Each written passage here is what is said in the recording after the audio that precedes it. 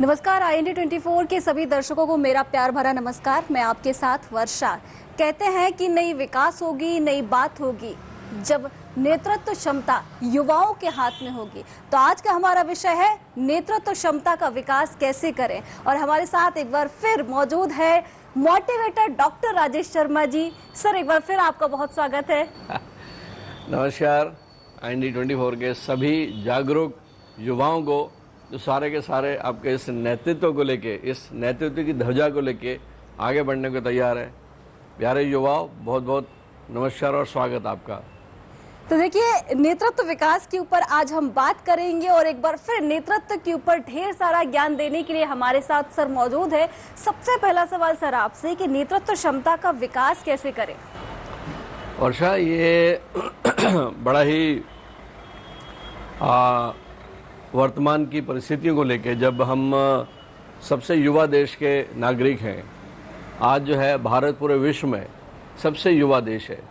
युवा देश कहने का मतलब ये होता है कि अगर हम 1000, 10,000, 1 लाख एवरेज जनसंख्या को उठा के देखें तो उसमें क्या एक एवरेज उम्र आएगी। मतलब उसमें कोई 1 साल का बच्चा भी होगा, कोई 10 साल का भी होगा, कोई 80 साल के भी होंगे। तो एक एवरेज उम्र क्या निकल के आएगी, वो एक एवरेज उम्र कहलाती है उस देश की। तो आज ये बात कहते हुए मैं खुद को भी, ये सफ़ेद बाल के अलावा भी जो है, मैं अपने आप को इसलिए एक युवा ऊर्जा से पूरी तरह से ओतप्रोत समझता हूँ इस युवा तरुणाई के साथ में, कि आज हमारा भारत जो है ये सबसे युवा देश है। कि एवरेज उम्र जो है हमारे देश की मेरे ख्याल से 28 साल के आसपास है। तो जहाँ पे 50% आबादी 25 साल के नीचे रहती हो, आप सोच सकते हो मेरे प्यारे युवाओं कि इस देश के गर्भ में जो युवा तरुणाई पल रही है, आने वाले समय में ये देश कहाँ से कहाँ जाएगा। मुझे तो लगता है कि जो हमारे ऋषि मुनि बोल गए हैं, जो हमारे संत बोल गए हैं कि एक वक्त फिर से आएगा जब हमारा भारत जो है फिर से आध्यात्मिक गुरु बनेगा, फिर से शीर्ष नेतृत्व स्थापित करेगा। तो आपका विषय भी लगभग वैसे ही है कि जब हम और देखते हैं आज जो है हमारे नेतृत्व में नेता कौन है, हमारे देश का नेतृत्व करने वाले हमारे प्रधानमंत्री मोदी जी को देखते हैं। तो अगर हम बात करते हैं, नेतृत्व की बात करते हैं, नेतृत्व युवाओं में इसकी क्षमता का कैसे विकास हो, तो मुझे लगता है कि केवल और केवल आप अगर आदरणीय नरेंद्र मोदी जी का बचपन, उनकी युवावस्था, उसके बाद उनका यहाँ तक जाना, देश का उस वक्त प्रधानमंत्री का जो पद है वो सेवा के रूप में, उन्होंने कभी भी प्रधान सेवक के अलावा अपने आप को कभी कहा ही नहीं। उनके इस 8 साल के अगर कार्यकाल को ही देख लेते हैं वर्षा, तो हमको बड़ा स्पष्ट दिख जाता है कि नेतृत्व क्षमता आती कैसे है और आने के बाद उसे संभालना और उसे सेवा के रूप में एक संकल्प लेके समर्पित भाव से, ठीक है। अभी भी जो है वो जर्मनी में रहे, क्या उन्होंने बात कही है, मुझे इतनी सुंदर लगी। उन्होंने वहाँ के हमारे जो प्रवासी भारतीय हैं उनसे क्या कहा उन्होंने कि आइए एक संकल्प लें, मैं आपसे एक चीज़ मांगता हूँ और आप सब जो है वो मुझे चीज़ देंगे। तो नेचुरली जो है एक प्रधानमंत्री जब ऐसी बात बोलते हैं तो अचानक सन्नाटा था कि अब क्या मांग लेंगे नहीं पता। तो उन्होंने क्या मांगा, उन्होंने केवल एक चीज़ मांगी कि जो भारतवर्ष के जितने भी भाई बंधु बाहर रहते हैं, केवल एक संकल्प ले लें कि आप अपने मित्रों को, जो भी हमारे विदेशी नागरिक हैं, उनको जो है भारत के लिए एक व्यक्ति 2-2, 3-3, 4-4, 5-5 लोगों को केवल और केवल एक टूरिज्म के लिए, भारत भ्रमण के लिए भेजें। क्या सोच है। तो एक नेता की सोच कैसे बनती है, जहाँ तक बात है कि नेतृत्व की बात करते हैं, तो ये जो गुण होते हैं, ये DNA जो होता है, ये एक प्रकार से बचपन से ही शुरुआत हो जाती है इसकी। मैं इस चीज़ को इस तरह से भी लेता हूँ वर्षा कि चूँकि हम भारतीय हैं, हम वैदिक ज्ञान और हम सनातन धर्म से जुड़े हुए लोग हैं, मैं पुनर्जन्म में विश्वास करता हूँ। मुझे ये भी पता है कि जो आत्मा जो है जब एक शरीर छोड़ के अपनी यात्रा के लिए किसी दूसरी देह की खोज में रहती है, तो कुछ समय के लिए वो सर्च करती है कि उसे उस परमात्मा ने जो लक्ष्य दिया हुआ है उसके लिए अब कौन सा गर्भ उसके लिए बेहतर है। तो वो परिवार चुनती है, ठीक है। और उस वक्त जो है वो, जैसे समाज ने भारत, अमेरिका और ऑस्ट्रेलिया कई प्रायद्वीप के द्वीप बांट लिए, ऐसा नहीं होता। वो पूरे ग्लोब में वो जगह देखती है कि उसे किस गर्भ में जाना है, कौन सी देह में जाना है, और वो देह जो है फिर वो उसका लक्ष्य कैसे बनाएगी। तो इसको प्रारब्ध भी कहते हैं कि पुराने जन्मों के जो गुण हैं, अवगुण हैं, वो उसका प्रभाव इस जन्म में जब मिलता है तो इसीलिए उसको भाग्य भी बोल देते हैं, प्रारब्ध भी बोलते हैं। तो एक तो ये है कि ये गुण विद्यमान होना चाहिए। दूसरी बात, आपका जो बचपन से लेके युवावस्था तक जो पालन पोषण हुआ है उसमें आपका इन्वायरमेंट कैसा था, अर्थात पारिवारिक जो बैकग्राउंड है वो कैसा था, नंबर 1। उसके बाद आपका एजुकेशन, और फिर समय के साथ साथ में आपका अनुभव। तो environment, education and your experience, ये तीनों चीज़ें जो हैं जब एक पर्सनालिटी को गढ़ती हैं, जब एक व्यक्ति को गढ़ती हैं, तो धीरे धीरे आपको आपका फ्यूचर दिखने लगता है। जब फ्यूचर दिखने लगता है तो आप एक संकल्पित भाव से जब एक लक्ष्य निर्धारित करके पूरा विचारों को फोकस करके उस तरफ चलना शुरू करते हैं तो ऑटोमेटिकली एक लीडरशिप की भावना आ जाती है। आपकी पूरी ऊर्जा जब केंद्रित हो जाती है तो लगभग वैसी उदाहरण हो जाता है वर्षा, जैसे वो जो अवतल लेंस होता है, जो एक कन्वेक्स लेंस होता है, लेंस को अगर हम करते हैं तो सूर्य की किरणें जो है वो केंद्रित होकर इतनी ज़्यादा ऊर्जा पैदा करती हैं कि वो नीचे हम जला देते हैं, कागज़ को जला देते हैं। लेकिन वही यदि फोकस थोड़ा सा उसको 1 सेंटीमीटर ऊपर या 1 सेंटीमीटर नीचे रख लें तो ज़िंदगी भर जो है आप वो कांच को पकड़े रहें, आप कभी उनको ऊर्जा को केंद्रित नहीं कर सकते। इसलिए नेतृत्व के लिए सबसे बड़ी बात होती है फोकस, आपके विचारों का फोकस। आज के युवाओं की बात करते हैं, अगर आप किसी भी एक युवा से बात कर ले जो 12वीं पास करके ग्रेजुएशन में आया है, जो ग्रेजुएशन पार करके पोस्ट ग्रेजुएशन कर लिया और जिसने अपनी एजुकेशन हासिल करके वो रोजगार की खोज में खोज रहा है, ठीक है, तो उसका लक्ष्य इतना शॉर्ट साइटेड होता है कि भैया जल्दी से जल्दी मैं किसी नौकरी पे आ जाऊं। क्यों इतनी जल्दी होती है? क्यों? क्योंकि माँ बाप ने किन परिस्थितियों में उस बच्चे को पढ़ाया, पहली बात। और दूसरा, जो वो आसपास देख के कि उसके साथ वाले 2 लोग नौकरी में लग गए, माँ बाप के लिए एक बहुत बड़ी चीज़ हो जाती है कि संतोष, हाँ बच्चा अब जो है ठिकाने लग गया करके। अक्सर सोच यहीं ख़त्म हो जाती है हमारी। हम अपनी क्षमता को पहचान ही नहीं पाते, हम अपनी क्षमता का विकास ही नहीं कर पाते। हम केवल अपने आप को एक स्नातक या एक स्नातकोत्तर बीएससी कर ली, एमएससी कर ली, बीई कर ली, मेडिकल कर लिया, इसके बाद अपने लक्ष्य केवल इतना होता है कि जितना जल्दी जल्दी सेटल हो जाएं, 2 पैसे कमाने लगें और हम समाज में अपना, क्या मनुष्य का जो असली क्षमता है वो यही है क्या? यहाँ पे आके फ़र्क आता है वर्षा। हमको ये समझना पड़ेगा कि मनुष्य के मस्तिष्क की क्षमता क्या है। इसी मनुष्य ने ऐसे सैटेलाइट बना दिए जो मंगल ग्रह तक चले गए, जो चांद तक चले गए। लोग बाग जो है अब अंतरिक्ष में जो है एक कॉलोनी बनाने की बात कर रहे हैं, जिन्होंने समुद्र की तह में जाके खजाना खोज लिया, जिन्होंने रेत के नीचे तेल निकाल लिया, जिन्होंने हवा में उड़ना सीख लिया। ये मनुष्य का मस्तिष्क जो है, इसकी क्षमता जो है वर्षा, इतनी अपार क्षमता है। सवाल उठता है, खोजी प्रवृत्ति, आपके अंदर इंथुजियाज्म होना चाहिए, आपके अंदर ये लगातार हर पल बढ़ने की एक जुनून, एक जिद, ये सारी की सारी चीज़ें, अनुशासन, त्याग, हार्डवर्क, आत्मविश्वास, ईमानदारी, ये सारी की सारी चीज़ें अगर किसी व्यक्ति में, किसी बच्चे में है तो उसे आगे बढ़ने से कोई रोक नहीं सकता।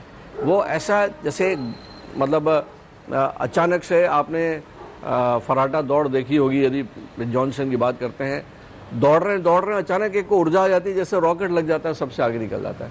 तो वो युवा जिनके अंदर ये भावना होती है, जिनके डिस्ट्रैक्शंस नहीं है, जिनका लक्ष्य स्थापित है लाइफ में, टारगेट सामने है। अर्जुन की जो आदत है अर्जुन की कि उसे जो है उस पक्षी का केवल आंख दिख रही है।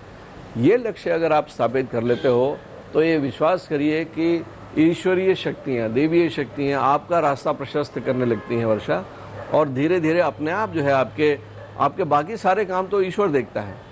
सवाल यहाँ केवल ये उठता है कि यहाँ पे इस बात का विश्वास होना चाहिए कि मैं ऊपर वाले से केवल एक ही चीज़ की डिमांड करूं कि मुझ में इतनी क्षमता पैदा कर कि मैं माध्यम बन सकूं तेरे जगत में सेवा का। नेता कौन होता है? नेतृत्व का मतलब क्या होता है? नेतृत्व वो होता है जो भीड़ को लीड करता है, अपने छोड़े हुए कदमों को मजबूर कर देता है लोग कि उसको फॉलो करें। तो वो कौन से कदम हो सकते हैं? वो सतरस्ते के कदम हो सकते हैं, सत्कर्म के कर्म हो सकते हैं जिसको लोग पसंद करें। तो नेतृत्व क्षमता के लिए जो है ये 5% तो आपको प्रारब्ध से मिल सकता है, बाकी केवल और केवल आपका व्यक्तिगत अभ्यास और एक जिद और जुनून कि yes I want to be on the top, मुझे सबसे ऊपर रहना है, ऐसे सपने देखना जो विवेकानंद जी भी बोलते हैं। विवेकानंद क्या बोलते हैं कि सपने वो होते हैं जो नींद में नहीं, सपने वो होते हैं जो नींद खराब कर दें, सपने वो होते हैं जो जागते हुए देखो आप और उनको पूरा करने की क्षमता का विकास करो आप। और इसके लिए जो है ईश्वर ने सबको एक जैसे अवसर दिए हुए हैं। आप यदि ये बोलते हो कि मैं किसी कम आर्थिक रूप से कम संपन्न घर में पैदा हुआ हूँ, तो ये सारी की सारी चीज़ें आडंबर है। हम जब असफल होते हैं ना वर्षा, जब बच्चा जो है जब क्लास में 12वीं क्लास में या फर्स्ट ईयर में 100 में 90 या 80 नंबर नहीं लेके आता, तो उसको अपनी असफलता को जस्टिफाई करने के 50 बहाने रहते हैं। हमें पता है, अगर आंख बंद करके देखेंगे ईमानदारी से, मुझे पता है कि मैंने पूरी मेहनत नहीं करी है। अगर 100 में 60 नंबर ही आए और सामने वाले जो है उससे 70-80 नंबर आए, तो मेरे पास रेडीमेड आंसर्स होते हैं कि तबीयत खराब होगी, प्रश्न सिलेबस के बाहर से पूछें, या जो जिसने एग्जामिनेशन ने पास किया उसे उस दिन मूड अच्छा नहीं होगा, मेरे कई सवाल मैं तो ठीक करके आया था, मुझे ठीक से नंबर नहीं मिले। हम अपनी कमियों को जो है बहुत आसानी से सामने वाले पे लाद देते हैं। क्योंकि हम बेईमान हैं, अपने प्रति ईमानदार नहीं हैं, झूठे हैं हम। अक्सर जो है इस तरह की ही कहानी चलती है और धीरे धीरे करते करते आपका जो असल व्यक्तित्व है, जो ईश्वर ने बनाया हुआ रूप है, उसके ऊपर धूल पड़ते जाती है। धूल पड़ते पड़ते पड़ते अंततः आप एक साधारण इंसान बन के जिंदगी जी लेते हो आप। सर, आपकी बातें एकदम ऊर्जा से भर देती है। निश्चित रूप से जो भी युवा आपको सुन रहे होंगे उनको एक गाइडेंस जरूर मिला होगा कि हमारी क्षमता सिर्फ इतनी नहीं है, हम लोग जहां तक चाहें, जिस लेवल तक चाहें वहां तक आगे जा सकते हैं और अपने जीवन को सार्थक कर सकते हैं। सर, एक और बात है नेतृत्व क्षमता की कि रास्ते अलग अलग होते हैं, 2 रास्ते होते हैं। तो एक तो सही रास्ता होता है, एक दूसरा रास्ता होता है जो अंधेपन की तरफ धकेलता है हमें। यानी कि अगर कोई नेतृत्व क्षमता वाला, कोई नेतृत्व करता अंधे रास्ते पर है, तो जो उसको फॉलो कर रहे होंगे वो भी उसी रास्ते पर होंगे, मतलब उनका खाई में गिरना तय है। तो एक कुशल नेतृत्व क्षमता की परिभाषा क्या है? वर्षा, इसको इस तरह से हम कह सकते हैं कि देखो, सबके लिए समान अवसर है ना। 3 किसान हैं, सबके साथ एक जैसा बीज है।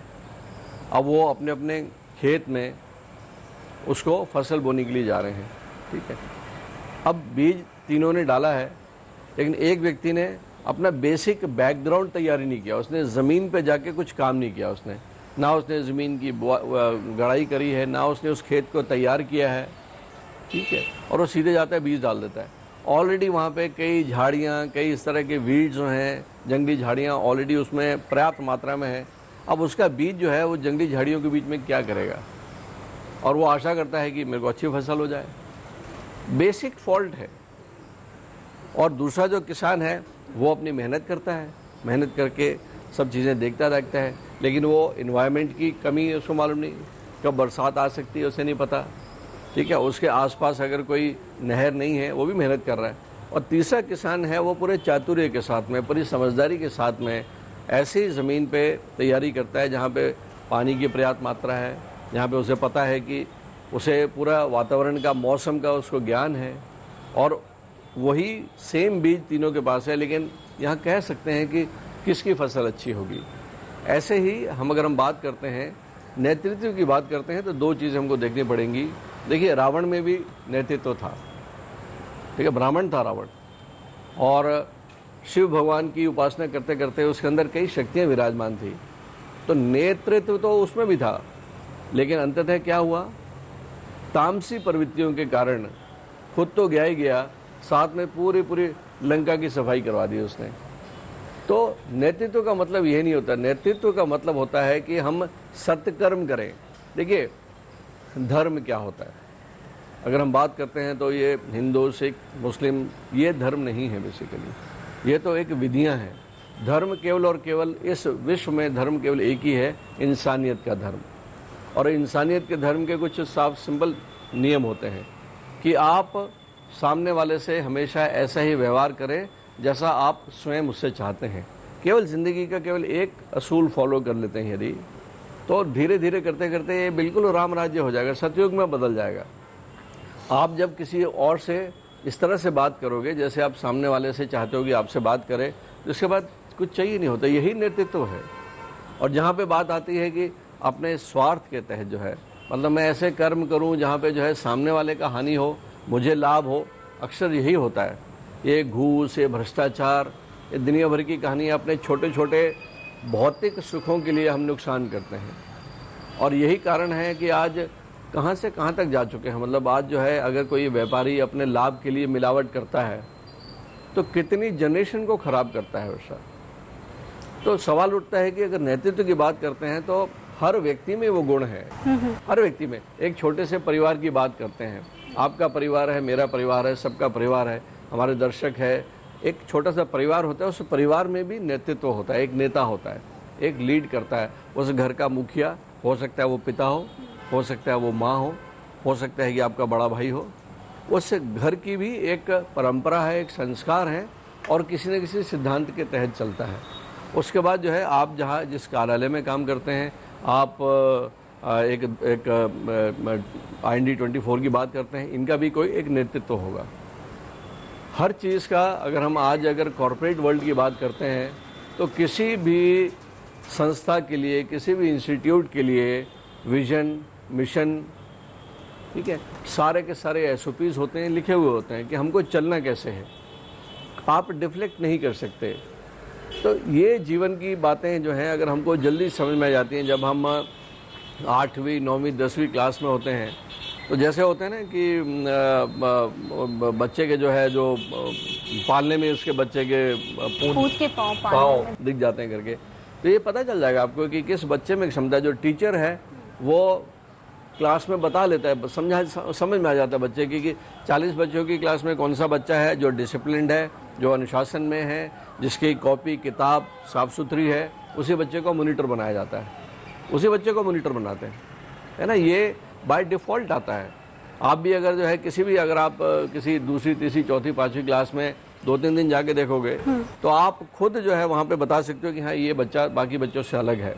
और उसमें अलग क्या है, भीड़ से अलग क्या है, उसके कपड़े पहनने का ढंग अलग हो सकता है, उसका अपने दोस्तों के साथ बातचीत करने का ढंग अलग हो सकता है, वो किस तरह से बैग में कॉपियाँ जमा रहा है उससे पता लगाया जा सकता है, वो कितने बजे आता है, कितने बजे जाता है तो किस तरह से जाता है, सीधे घर जाता है या यहाँ से घूमते घूमते जाता है, समय की बचत करता है कि नहीं करता है, समय का सदुपयोग करता है कि नहीं करता, उसे जो जवाबदारी दी जाती है स्कूल से, होमवर्क दिया जाता है, उसका वो घर जाके करता कब है। गया, बस्ता यहाँ फेंका, कॉपी वहाँ फेंकी और अपना खेलने चले गए, क्या ऐसा करता है बच्चा? या सबसे पहले पैर है धो के अपना छोटा मोटा घर में जाके जो उसको भूख लगी है जाके वो सबसे पहले अपना बस्ता निकालता है, अपनी कॉपी निकालता है, अपने होमवर्क को सबसे पहले श्रद्धापूर्वक संपन्न करता है, या वो बोझ लेके काम करता है, बाप रे होमवर्क दिया हुआ है, कल नहीं करेंगे तो घुटने टेकने पड़ेंगे या टीचर जो है वो डांटेगा। क्या समझते हो आप छात्र हो, विद्यार्थी जीवन है, आपका लक्ष्य विद्या हासिल करना है। आप उस विद्या को जो है अगर आप बोझ मानने लगे हो, आप जो है आपको पता ही नहीं है कि इस वक्त मुझे करना क्या है, तो वो खाक नेतृत्व करेगा। समय को सारथी मानते हुए अपने जीवन को सार्थक करना, यही उस कुशल नेतृत्व का एक बहुत बड़ा गुण है। वर्षा, बहुत अच्छी डेफिनेशन बताई है सर आपने। एक और बात कि हर इंसान अलग दिखना चाहता है और जाहिर सी बात है कि हमें आगे बढ़ने के लिए अलग दिखने की आवश्यकता होती है, हम भीड़ का हिस्सा नहीं बन सकते हैं। तो अलग दिखने के लिए कुशल नेतृत्व क्षमता की भी ज़रूरत होती है। तो एक कुशल नेतृत्व क्षमता वाला व्यक्ति कैसे बना जाए? बड़ा ही सीधा सा सवाल है कि 10 युवा हैं, 10 फ्रेंड्स हैं, ठीक है। अब 10 में से कोई एक या 10 के 10 चाहते हैं कि हम जो है मैं बिल्कुल अलग रहूं रेस्ट ऑफ द 9 से, तो उसको वही करना है जो वो 9 नहीं कर रहे हैं। बड़ा सिंपल सा फार्मूला है कि मुझे अगर अलग करना है, सबने सफ़ेद शर्ट पहनी है और मुझे अलग दिखने का, तो मैं डेफिनेटली कुछ लाल कपड़ा पहनूंगा, ठीक है। मैं डॉक्टर हूँ, आज की डेट में लोग एप्रन पहनते हैं, लेकिन मैं थोड़ा सा मैंने एक कुर्ता पहन लिया और मैंने टीका लगा लिया तो मैं अलग दिख रहा हूँ। बड़ी सिंपल सी बात है। तो जो आम जनता नहीं कर रही, जो आम लोग नहीं कर रहे, वो हम करें, और वो ऐसा ना करें कि वो गलत करके आतंकवादी बन जाएं। ऐसा नहीं करने का, ठीक है। समर्पित भाव से अपने आप को समाज सेवा में लगाते हुए जो भी काम करोगे, अब वो एक मैं हमारे जितने भी युवा देख रहे होंगे, मैं एक सवाल पूछना चाहता हूँ यदि कि सो के हम कितने बजे उठते हैं? कितने लोग हैं जो वाकई लगभग 5 और 6 के बीच उठते होंगे, ठीक है। कितने लोग हैं जो उठते ही कम से कम अपना मोबाइल नहीं देखते होंगे, ठीक है। कितने लोग हैं जो उठने के बाद में उन्होंने जो है अपना एक रूटीन किया होगा कि कम से कम 2 घंटे के लिए जो है आप अपने बॉडी, माइंड और सोल, इन तीनों के लिए आपने सुबह का कुछ कार्यक्रम रखा हुआ है क्या? मैं ये नहीं कहता कि आप ब्रह्म मुहूर्त में 4 बजे उठ जाओ, लेकिन फिर भी सूर्योदय से आधा घंटे उठना, मेडिकली मैं कह सकता हूँ कि ये आपके शरीर पे आने वाले समय में जो दुष्प्रभाव पड़ते हैं उसको रोकता है। सुबह की वातावरण, सुबह की ऊर्जा एक अलग होती है, डिफरेंट होती है, कॉस्मिक एनर्जी अलग होती है। 9 लोग आराम से 8-9 बजे उठ रहे हैं, लेकिन एक लड़का जो है उसमें से वो सुबह उठता है, 7-8 बजे तक वो अपनी सब चीज़ों को संपन्न करके अपनी फिजिकल एक्टिविटीज़, अपने जो भी चीज़ें करनी है उसको, वो सब करने के बाद में वो अपने दिनचर्या को शुरू करता है। डिफरेंट होगा, वो अलग होगा ही होगा। देखिए, सबको 24 घंटे मिले हुए हैं, सबको 24 घंटे मिले हैं, लेकिन उन 24 घंटों में ही एक व्यक्ति अंबानी बन जाता है, एक व्यक्ति नरेंद्र मोदी बन जाते हैं, एक इलॉन मस्क बन जाता है, एक बिल गेट बन जाता है। अगर हम भारत की बात करते हैं तो कितने नेता, अभिनेता, संत सफल व्यक्ति हुए हैं 24 घंटे में ही। तो सवाल उठता है कि समय प्रबंधन, तो नेतृत्व के लिए सबसे ज़रूरी एक ये भी है कि अपने जीवन प्रबंधन के साथ साथ में अपने अंदर वो ट्रेट डेवलप करना, उन गुणों को डेवलप करना जो बाकी सबसे अलग हों, और उसमें अनुशासन और सेक्रीफाइस, डिसिप्लिन और सेक्रीफाइस। बहुत आसान होता है वर्षा कि शाम को 6 बजे दोस्त का फ़ोन आया, चल रहा है क्या, चल ज़रा घूम के आते हैं वहाँ पे, आज एक मूवी देख लेते हैं, आज एक मॉल घूम के आ जाते हैं, एक दोस्त है हुए मिल के आते हैं। आप अपनी प्रायोरिटी को छोड़ के उस वक्त अगर आप कोई इंपॉर्टेंट काम कर रहे हो, आप छोड़ के ठीक है सो मैं बाद में कर लूँगा, ना क्यों नहीं बोलते हो भाई? बोल सकते हो ना अपना, यार बॉस मैं आज थोड़ा बिजी हूँ, अपन कल कर लेते हैं यार, आज नहीं है नहीं, कोई टाइम टेबल नहीं है। आपने सुबह उठे हो, आप जो है दिन भर का आपने कोई अपना टाइम टेबल ही नहीं बनाया। टू डू लिस्ट, आजकल तो ऐप भी चले हुए हैं रिमाइंडर के लिए, टू डू लिस्ट और दुनिया भर के ऐप बने हुए हैं। आप कितना उपयोग करते हो? समय प्रबंधन आपके जीवन में है क्या? नहीं है, बिल्कुल नहीं है। तो आप केवल सोच सकते हो, दूसरों की सफलता पे ताली बजा सकते हो आप। यही साधारण जिंदगी जीने के लिए मजबूर हो जाता है युवा, जब वो अपनी बुरी आदतों से ग्रस्त हो जाता है। ना लक्ष्य है, ना उसमें हिम्मत है, ना जुनून है, ना जिद है। तो नेतृत्व मतलब होता है त्याग, नेतृत्व मतलब होता है अनुशासन, नेतृत्व मतलब होता है आत्मविश्वास, हार्ड वर्क, मेहनत। और आसमान नहीं, आसमान के भी ऊपर जो ईगल है, बाज, मैं यहाँ पे अक्सर ध्यान देता हूँ, जितने पक्षी हैं, पक्षियों में पक्षी राज अगर बाज की बात करते हैं, जब संकट छाते हैं ना, जब बरसात आंधी आती है, तो सारे के सारे पक्षी जो है ना दुबक के घोंसलों में कहीं ना कहीं पनाह लेते हैं। बाज जो है बादलों के ऊपर चले जाता है, उसकी उड़ान, तो वो हौसला रखो आप। तो ये है वर्षा जी नेतृत्व की बात। आपने हौसले की बात की। आखिरी सवाल सर छोटा सा आपसे, कि हौसला बढ़ाने के लिए हमें खुद का समय प्रबंधन और कर्तव्यनिष्ठ होने की आवश्यकता होती है। तो कर्तव्यपरायण और जो हम बात कर रहे हैं कुशल नेतृत्व क्षमता, कर्तव्यनिष्ठ, इनमें क्या संबंध है और कितना ज़रूरी है कर्तव्यनिष्ठ होना कुशल नेतृत्व क्षमता के लिए? इस प्रकृति में एक चीज़ फिक्स है वर्षा जी, कि जो प्रकृति को दोगे उसका मल्टीपल मिलता है। आप एक गेहूं का दाना बोते हो, सैकड़ों दाने बिकते हैं। आप एक आम की गुठली को बोओगे, कितनी जनरेशन तक जो है आपको आम खाने को मिलता है। अगर आप ईमानदारी से एक देने वाली टेंडेंसी डेवलप करते हो आप जो है, ठीक है, कर्तव्यनिष्ठ होना, नेतृत्व होना, ये औरों के लिए होता है। अगर आप ऐसे कर्म करते हो जिससे कि एक बड़े वर्ग का फायदा होता है, तो उससे मिलने वाले जो परिणाम है वो अपने आप आपका जीवन जो है वो प्रशस्त करते हैं। आपके जीवन में जो सुख मिलता है, जो समृद्धि मिलती है, जो शांति मिलती है, अल्टीमेटली हमें करना क्या है वैसे? देखो, at the end of the day क्या चाहिए? Just I want to be happy, और हैप्पी विदाउट रीज़न। अगर मैं कोई कारण के किसी कारण को खोज के खुश होता हूँ तो वो अस्थायी खुशी हो सकती है। That will be temporary happiness, कि मैं साइकिल से मैं स्कूटर ले लूँगा तो मैं खुश हो जाऊँगा। ठीक है, हो सकता है कि जिस दिन स्कूटर ले लिया आपने खुशी हो गई, बट वो ज़िंदगी भर तो नहीं चलती है। जिस दिन आप स्कूटर से कार में लेते हो उस दिन पूरा जीवन जो है, पूरा परिवार आनंद में हो जाता है, लेकिन वो आनंद पूरा ज़िंदगी भर नहीं चलता है। तो अंततः लाइफ का टारगेट क्या है? हैप्पीनेस विदाउट रीज़न, एक सेटिस्फेक्शन विदाउट एनी मीनिंग। तो अगर हम बात करते हैं, ये केवल तब आता है जब वो नेतृत्व औरों के लिए काम करता है, वो नेतृत्व पूरे समाज में, सेवा में अपने आप को पूरी तरह से समर्पित कर देता है। तब ये चीज़ें आती हैं जब हर व्यक्ति मन ही मन आपको नमन करता है, मन ही मन नमन करे। वो किसी पद या किसी ओहदे के कारण नहीं, आप निकल भी जाते हो फिर भी आपकी बातें करें, वो जीवन जीने की एक उत्सुकता पैदा करनी चाहिए। बहुत खूब आपने बड़ी बात कही है यूथ्स के लिए, दर्शकों के लिए। और सबसे बड़ी बात ये आपने सिखाया है कि कई लोग ऐसा बोलते हैं सर कि ओवर महत्वाकांक्षी मत बनो, मतलब गलत बोलते हैं, गलत मैं ऐसे खंडन करता हूँ बिल्कुल। मैं हमेशा बोलता हूँ अति महत्वाकांक्षी, ओवर एम्बिशियस बनो आप। क्योंकि अति महत्वाकांक्षी इसलिए भी जरूरी है क्योंकि भगवान हमें असीमित जो शक्तियां हैं वो प्रदान ही नहीं करता अगर हम सीमित चीजों के लिए बंद। बहुत सही कहा, बिल्कुल सही कहा आपने।